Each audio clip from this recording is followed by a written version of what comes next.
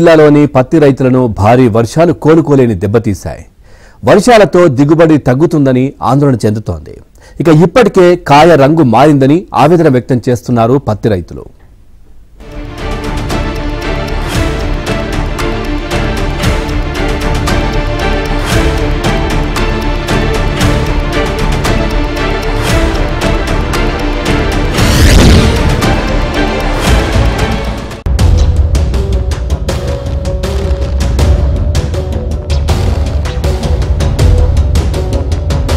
పెద్దపల్లి జిల్లా వ్యాప్తంగా ఈసారి 48,000 ఎకరాల్లో పత్తి పంట సాగు చేశారు. గతేడాదితో పోల్చితే 5-6 ఎకరాలు ఎక్కువే పత్తి సాగు చేస్తున్నారు. వాస్తవానికి సన్నరకం వరి ధాన్యానికి ప్రభుత్వం ఇంకా బోనస్ చెల్లించకపోవడంతో కొందరు రైతులు ఈసారి పత్తి పంట వైపు మొగ్గు చూపారు. అయితే పత్తి పంట కాయ దశకు వచ్చే సమయానికి అనుకున్న వాటికంటే ఎక్కువ వర్షాలు కురవడంతో నేలంతా తడిగా మారింది. ఇప్పటికే పత్తి కాయ అంతా నల్లబడింది. కాయ పగిలి పత్తి బయటకు వచ్చే సమయంలో రంగు మారుతుందేమో అన్న భయం పత్తి రైతుల్లో నెలకొంది.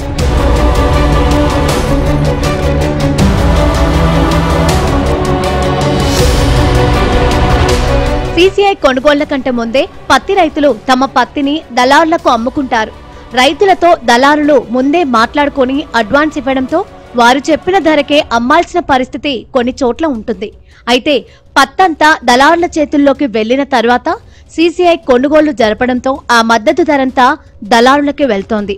6 నెలల పాటు పంట పండించిన రైతాంగం మాత్రం తీవ్రంగా నష్టపోతోంది. దేనికి తోడు ఇప్పుడు వర్షాలు కూడా రైతాంగంపై పిడుగుపడ్డట్లు చేశాయి. అయితే కొనుగోలు కేంద్రాలకు పత్తి పంట తీసుకొచ్చే ముందే రైతాంగం నాణ్యతా ప్రమాణాలు పాటించాలని అధికారులు సూచిస్తున్నారు. మద్దతు ధర కల్పించేలా ప్రభుత్వమే చొరవ చూపాలని రైతాంగం కోరుకుంటోంది. అంత మొత్తం ఎండిపోతుంది. ఆకంతా 30,000 పెట్టుబడి పెట్టినా కానీ 3 పైసలు వచ్చేదానికి లేవు. మొత్తం మురిగిపోతుంది. ఎట్లా చేసుడని ఆలోచన. వానేమో ఇట్లా చేసింది. మాదైతే కాదు ఇది.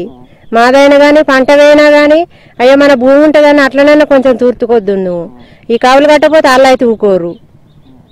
వర్షాలతోటే ఇక వర్షాలే కదా, అందరికి తెలుసు కదా. ఇది మనం చేసే ప్రయత్నం అయితే చేస్తాను, చేయకనైతే ఇడిచిపెడతలేము.